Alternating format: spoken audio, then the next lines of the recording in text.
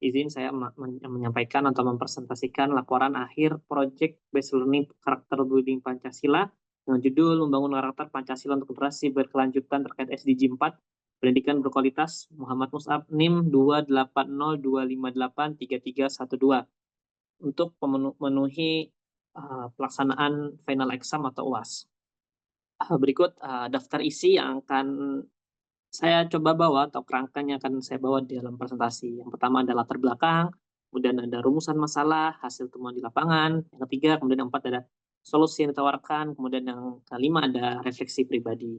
Langsung aja di latar belakang, di era globalisasi saat ini, arus informasi dan teknologi bergerak sangat cepat. Hal ini membawa hal positif tentunya, akan tetapi juga membawa tantangan yang besar bagi kita terutama generasi muda.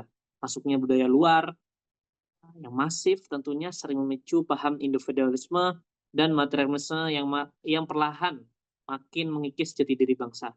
Media sosial yang seharusnya menjadi sarana positif juga kerap menjadi ruang bagi ujaran kebencian dan informasi yang memecah persatuan.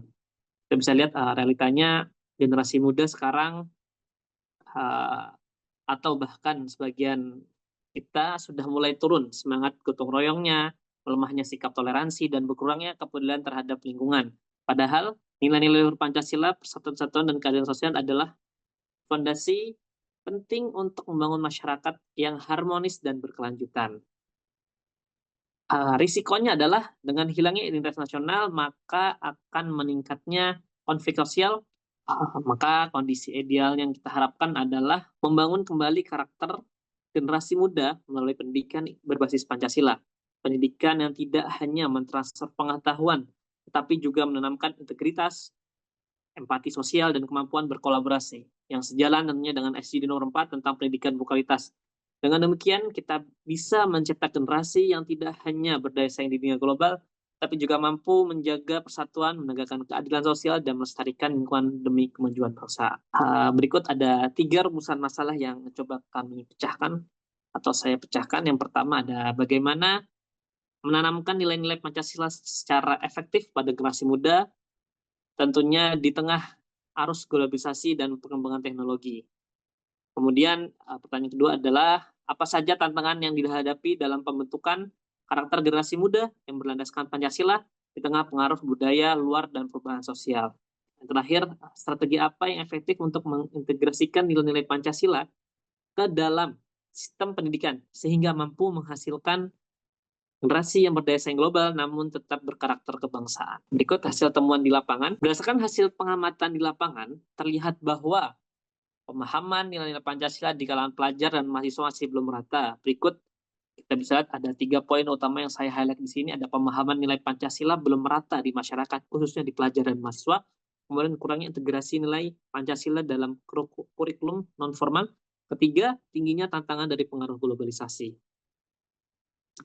Banyak di antara kita atau mahasiswa atau pelajar yang mengenal Pancasila namun hanya sebatas menghafalnya saja, menghafal sila-silanya. Namun belum sepenuhnya memahami makna dan relevansinya dalam kehidupan sehari-hari. Hal ini diperarah atau lebih dinegatifkan dengan metode pembelajaran cenderung monoton dan kurang kreatif sehingga kurang mampu menarik minat generasi muda untuk menginternalisasi nilai-nilai Pancasila. Selain itu, kegiatan-kegiatan yang sifatnya non-formal atau ekstrakurikuler yang berfokus pada pembentukan karakter berbasis Pancasila masih sangat minim kita temui. Kemudian integrasi nilai-nilai Pancasila dalam kurikulum non-formal pun belum optimal, sehingga kesempatan untuk mengasah keterampilan sosial, semangat gotong royong, serta sikap toleransi menjadi terbatas. Di sisi lain, tadi yang kami sebutkan, tingginya arus globalisasi juga kerap membawa tantangan atau kami ulangi juga kerap membawa pengaruh budaya yang besar yang menjadi atau yang bertentangan dengan semangat Pancasila. Kondisi ini menuntut adanya pendekatan pendidikan yang lebih interaktif, konstekstual, dan berkelanjutan agar generasi muda mampu memahami dan mengamalkan Pancasila secara utuh dalam kehidupan mereka. Selanjutnya, di sini saya akan mencoba untuk memberikan solusi yang akan coba kami tawarkan, mulai dari jangka pendek, jangka menengah, dan sampai jangka panjang.